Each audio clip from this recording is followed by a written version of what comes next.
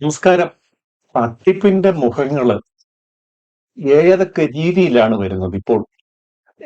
നമുക്കറിയാം ഓബയോസിയുടെ കൃഷ്ണകുമാറിന്റെ മകളുടെ ദിയാകൃഷ്ണയുടെ സ്ഥാപനത്തിലെ വൻ തട്ടിപ്പ്. മൂന്ന് ഒരു സ്ത്രീകള്, പെൺകുട്ടി എന്നൊക്കെ പറയാം ഒരാള്, വലിയ പ്രായമില്ലാത്ത ഈ പെൺ മൂന്ന് പേര് ചേർന്ന് ആ സ്ഥാപനത്തിൽ നിന്ന് 69 ലക്ഷം രൂപയാണ്. രണ്ടുപേര് കഴിഞ്ഞ ദിവസം ക്രൈംബ്രാഞ്ചിന്റെ ഓഫീസിൽ പോയി കീഴടങ്ങിയിട്ടുണ്ട്. അതിന്റെ ഒരു പുനരാവിഷ്കരണം ഇന്ന് ആ സ്ഥാപനത്തിൽ ഇവരെ കൊണ്ടുവന്ന് എങ്ങനെയാണ് ഈ തട്ടിപ്പ് നടത്തിയത്, ഏതൊക്കെ രീതിയിലാണ് അവർ ചെയ്തതിന്റെ ഒരു പുനരാവിഷ്കരണം ഇന്ന് ഓബയോസി കൊണ്ടുവന്ന് നടത്തി. നടനും ബി.ജെ.പി. നേതാവുമായ ജി കൃഷ്ണകുമാറിന്റെ മകൾ ദിയയുടെ സ്ഥാപനത്തിലെ തട്ടിപ്പിൽ പ്രതികൾ നടത്തിയ തട്ടിപ്പ് വിവരിക്കുന്ന രീതികൾ ദൃശ്യങ്ങൾ 24-ന് തെളിവെടുപ്പിനിടെയാണ് പ്രതികളായ ജീവനക്കാരികൾ തട്ടിപ്പ് രീതി വിവരിച്ചത്. ആഭരണം വാങ്ങിയ ജ്വല്ലറി, ദിയ കൃഷ്ണയുടെ ഫ്ളാറ്റ്, സ്ഥാപനം എന്നിവിടങ്ങളിലായിരുന്നു തെളിവെടുപ്പ്. പിന്നെ അതില് തട്ടിപ്പ് നടത്തി എങ്ങനെ വെച്ചാല്, ഒരു ജുവലറി ഇപ്പൊ ആരെങ്കിലും ജുവൽസ് വാങ്ങിക്കാൻ വരുന്നവരുടെ ഈ ഇവരുടെ ഒരു പ്രൈസ് ഫിക്സഡ് ഒന്നും അല്ലായിരുന്നു. കാര്യം ഇതൊരു ഹോൾസെയിൽ മെത്തേഡ് ആയിരുന്നു അവിടെ ഉണ്ടായിരുന്നു. അപ്പൊ ഇന്റർനാഷണൽ ക്ലയൻസ് ഒക്കെ അവർക്കുണ്ട്. ഈ വരുന്ന പ്രോഡക്റ്റിന്റെ ഫോട്ടോ എടുത്ത് ഈ ദിയകൃഷ്ണക്ക് ഇട്ട് കൊടുക്കുമ്പോൾ ദിയകൃഷ്ണ നോക്കിയിട്ട് അതിന്റെ പർച്ചേസ് എത്ര വോളിയം എങ്ങനെയാണെന്നൊക്കെ നോക്കിയിട്ടാണ് എമൗണ്ട് തിരിച്ചു പറയുന്നത്. അപ്പൊ ഒരിക്കലും ഇങ്ങനെ വരുന്ന കസ്റ്റമറിന് ഈ ഒരു രീതിയിൽ അവരുടെ പ്രൊസീജിയർ അവിടെ നടന്നിട്ടില്ല. ഈ പടം ഇട്ട് കൊടുക്കുകയോ ദിയകൃഷ്ണയോട് ചോദിക്കുകയോ ചെയ്തില്ല. അപ്പോൾ എപ്പോഴും ആ സ്റ്റോക്കിൽ അത് ഉണ്ട് എന്നുള്ള രീതിയിൽ മാത്രമാണ് ദിയകൃഷ്ണയും ധരിച്ചു പോകുന്നത്. അപ്പൊ സെയിലിൽ അത് വരുന്നില്ല. ദിയകൃഷ്ണയോട് ആ അങ്ങനൊരു പ്രൂഫ് അവർ കൊടുക്കുന്നുമില്ല. ബുദ്ധിപൂർവം കളിച്ച കളികളും പ്രേക്ഷകർ കാണുന്നത്. എം ജി പ്രതീഷ് ഒരുങ്ങൾ ചേർന്ന്. പ്രതീഷ്, QR കോഡ് വഴി പണം തട്ടി എന്നൊക്കെയായിരുന്നു പരാതി. 40 ലക്ഷത്തോളം രൂപ തട്ടി എന്നൊക്കെ ദിയ അന്ന് പറയുന്നുണ്ടായിരുന്നു. അപ്പോൾ എത്ര ലക്ഷത്തിന്റെ തട്ടിപ്പാണ് കണ്ടെത്തിയത്? ഈ തട്ടിപ്പല്ലാതെ, ഈ സാമ്പത്തിക തട്ടിപ്പല്ലാതെ ഉള്ള ഈ QR കോഡ് വഴിയാണ് അവര് സ്കാൻ ചെയ്തിട്ടാണ് തട്ടിപ്പ് നടത്തുന്നത്. കാര്യം ഇവരുടെ മൊബൈലാണ്, സ്ഥാപനത്തിന്റെ മൊബൈൽ മാറ്റി വെക്കും. കാര്യം ഇവർക്ക് പൈസയ്ക്ക് ആവശ്യമുള്ളപ്പോൾ ഇവരുടെ മൊബൈൽ എടുത്ത് ഇവര് പൈസ തിരിമറി. അത് വേറെ ഉണ്ട്. ഒരിക്കൽ ഇത്രയും കള്ളം ചെയ്താൽ ഒരിക്കലും ഇവര് പിടിക്കില്ല എന്ന് ഇവരിത്ര ബുദ്ധിയില്ലാതെ ചെറിയ ഒരു തെറ്റുകുറ്റങ്ങളൊക്കെ ആയിരുന്നു അവര് തന്നെ ക്ഷമിച്ചു. എന്നിട്ട് തന്നെ മീഡിയയ്ക്ക് മുന്നിൽ ഒന്നും പറയാതെ കേസ് പോലും കൊടുക്കാതെ ആദ്യത്തെ അവര് ഇതിനെ പ്രൊട്ടക്ട് ചെയ്യാൻ അവര്, കാര്യം ഒരു രാഷ്ട്രീയ സ്വഭാവം കൈവരുത്തിയൊന്നും അവർക്കറിയായിരുന്നു. അതുകൊണ്ട് തന്നെ ഒതുക്കി തീർക്കാൻ അവർ ശ്രമിച്ചു. അതിന്റെ ഭാഗമായിട്ട് ഇവരെ കൊണ്ടുപോയി വീഡിയോ എടുത്ത് ചിത്രീകരിച്ചു ഇവര് പറഞ്ഞ കാര്യങ്ങളെല്ലാം. അതിന് തട്ടിക്കൊണ്ടുപോയി എന്നും പറഞ്ഞ് റിലീസായപ്പം വേറെ രീതിയിൽ ജാതി പറഞ്ഞു, എന്തൊക്കെ കാർഡുകൾ ഇറക്കി. ഞാൻ കഴിഞ്ഞ ദിവസം പറഞ്ഞ ഒറ്റ കാര്യമുള്ളൂ, ഇവര് 3 പേരുടെ ബ്രെയിൻ അല്ല. ഒരിക്കലും ഇതിന്റെ അകത്തിൽ ഒരു പുരുഷൻ മെയിനായിട്ട് ഇവരുടെ ബാക്കിൽ കളിക്കുന്നുണ്ട്. അത് ഇവരുടെ ഭർത്താവോ ഇവരുടെ ആംഗ്ലമാരോ ആരെങ്കിലും ഒരാളുണ്ട്. ഇപ്പോഴും അവരുടെയിലേക്ക് ഈ അന്വേഷണം പോകുന്നെന്നോ അല്ലെങ്കിൽ അവരെ ചോദ്യം ചെയ്യാൻ വിളിപ്പിക്കുന്നോ ഒന്നും ഇതുവരെയും നമ്മൾ കേട്ടിട്ടില്ല. ഇനി അടുത്ത ദിവസങ്ങളിലൊക്കെ നമുക്ക് പ്രതീക്ഷിക്കാം. കടയിൽ പ്രതീഷ്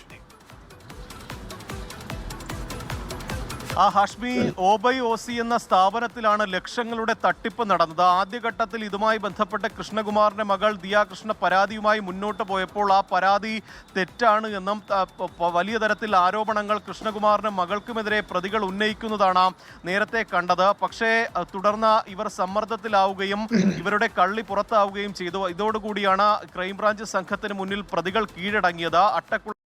ഇവര് ഇപ്പോൾ അട്ടക്കുളങ്ങര ജയിലിലാണ് ഇവരെ പാർപ്പിച്ചിരിക്കുന്നത്.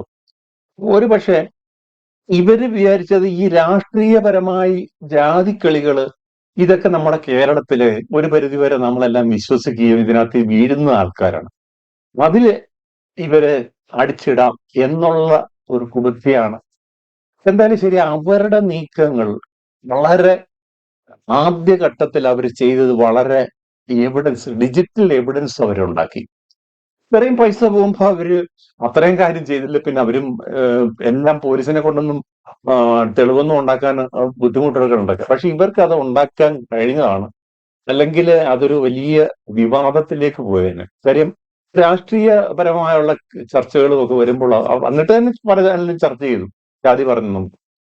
ഇതൊക്കെ ഇതൊക്കെ ഒരു ഈ ജാതി കാർഡ് ഇങ്ങനെയൊക്കെയുള്ള ഈ പരിപാടിയാണല്ലോ ഇപ്പൊ നമ്മുടെ നാട്ടിൽ നടക്കുന്നത്.